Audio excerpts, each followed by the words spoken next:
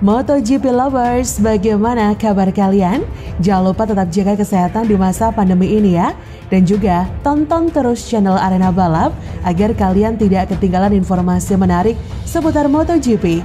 Semoga kalian dilancarkan rezekinya. Amin. Ini penjelasan Balai Jalan NTB soal perusakan jalan bypass Mandalika karena banjir. Balai Pelaksanaan Jalan Nasional BPJN Nusa Tenggara Barat angkat bicara terkait banjir yang menggenang kawasan Bundaran Timur Mandalika yang diduga disebabkan saluran irigasi yang kecil menuju arah pantai pada Jumat 15 Desember 2021. Kepala BPJN NTB Reiza Setiawan menuturkan ia membenarkan adanya warga melakukan perusakan jalan bypass Bundaran Mandalika menuju Awang untuk mempercepat air mengalir ke arah pantai agar tidak mengakibatkan banjir. Kata Reiza melalui sambungan telepon, masyarakat punya inisiatif membongkar jalan tersebut dengan harapan air mengalir begitu jadi dibongkar oleh masyarakat. Pihaknya saat ini telah melakukan koordinasi dengan warga bersama pihak Indonesia Tourism Development Corporation (ITDC) selaku pengembang kawasan proyek yang semula menjadi lokasi aliran pembuangan air. Reiza berkata, tim juga sudah ke sana berkomunikasi dengan masyarakat dan mengundang ITDC karena arah pembuangan air itu arahnya ke proyek ITDC. Reiza menuturkan pihaknya telah membuat drainase dengan sesuai standar yang telah ditentukan. Ia berkata, kalau drainasenya yang kami buat sudah sesuai standar ukurannya 2x2 meter, cuma arah aliran membuangnya ini yang kami lagi diskusikan. Pihaknya akan melakukan perbaikan jalan tersebut mengingat proyek jalan tersebut masih dalam pemeliharaan.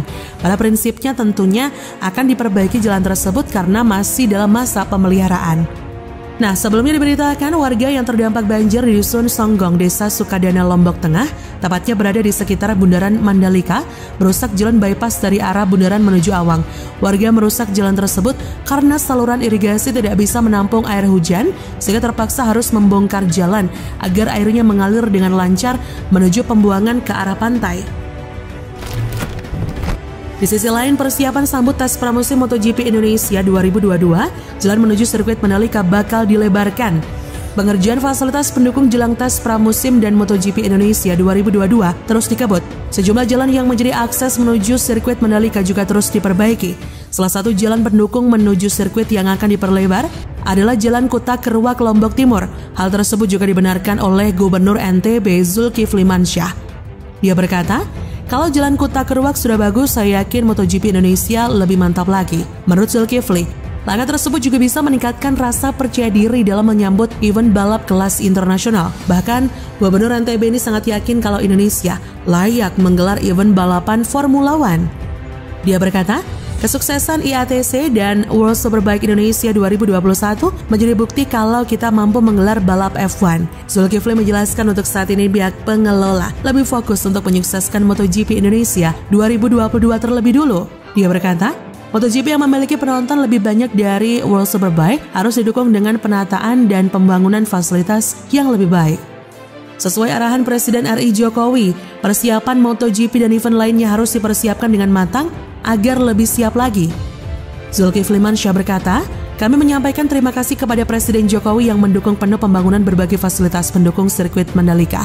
Sementara itu, perwakilan staf kepresidenan Ansyori meminta Kementerian Keuangan, PUPR RI, ITDC, dan Pemprov NTB mempercepat penganggaran dan pengerjaan fasilitas Jalan Kuta Keruak dan fasilitas lainnya. Kata perwakilan staf kepresidenan Ansyori, hal itu bertujuan agar event MotoGP Indonesia dapat berlangsung dengan lancar dan sukses.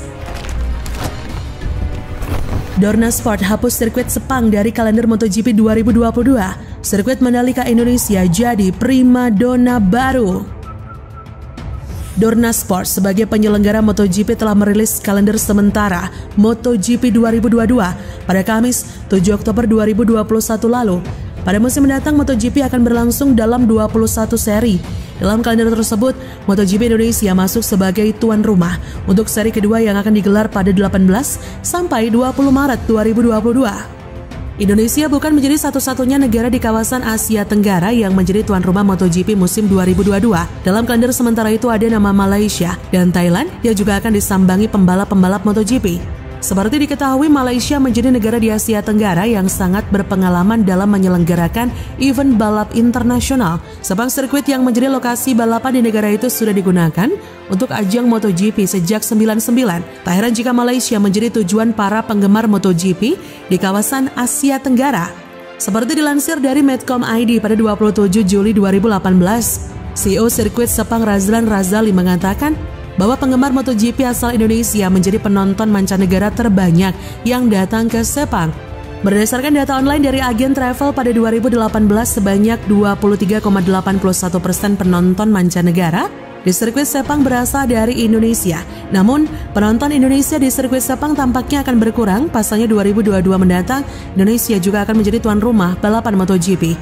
MotoGP akan digelar di sirkuit Jalan Raya Mandalika yang berada di Pulau Lombok, NTB. Ini menjadi penyelenggara MotoGP pertama yang menggunakan sirkuit jalan raya sebagai lintasan balap. Bagi penggemar MotoGP di Indonesia, pilihan menonton MotoGP kini memiliki dua opsi.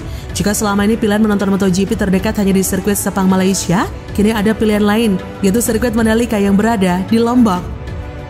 Penggemar MotoGP di Indonesia tentu saja bisa bebas memilih sesuai dengan selera masing-masing. Selain itu, harga tiket serta kedekatan jarak dari tempat tinggal bisa juga menjadi pertimbangan. Perbandingan harga tiket MotoGP Indonesia dengan Malaysia, dan sejak tahun 99, sirkuit Sepang Malaysia ini rutin menjadi tuan rumah balapan MotoGP.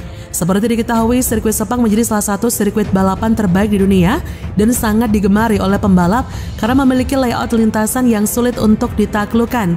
Sirkuit Sepang sendiri memiliki setidaknya beberapa jenis tribun penonton, mulai dari grandstand yang berada di tengah-tengah sirkuit hingga hillstand yang berada di perbukitan pinggiran sirkuit.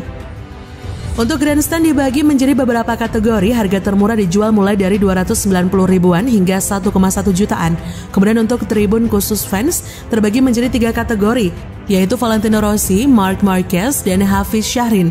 Untuk Marc Marquez dan Hafiz Syahrin dibanderol sekitar 930 ribuan, sedangkan untuk Valentino Rossi sekitar 600 ribuan.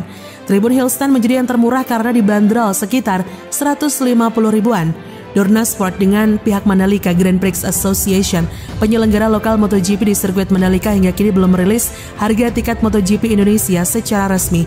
Tapi, CEO MGPA Ricky Baramsyah pada November 2019 lalu menyebut harga tiket MotoGP di Mandalika dibanderol mulai dari Rp296.000 untuk tiket 1 hari. Akan tetapi dia tidak menjelaskan harga tiket tersebut untuk kategori tribun penonton yang seperti apa. Sementara itu, harga tiket akan dibanderol lebih mahal dari hari balapan. Dia memastikan harga yang ditawarkan tidak akan jauh berbeda dari sirkuit Sepang, mulai dari 1 jutaan. Nah, lebih jauh sirkuit Mandalika atau sirkuit Sepang? Kedekatan jarak dari tempat tinggal dengan lokasi sirkuit bisa menjadi pertimbangan penggemar MotoGP di Indonesia akan menonton di sirkuit Mandalika atau sirkuit Sepang. Jika kamu berada di Jakarta atau wilayah Jawa lainnya, penerbangan dari Jakarta menuju Lombok akan menghabiskan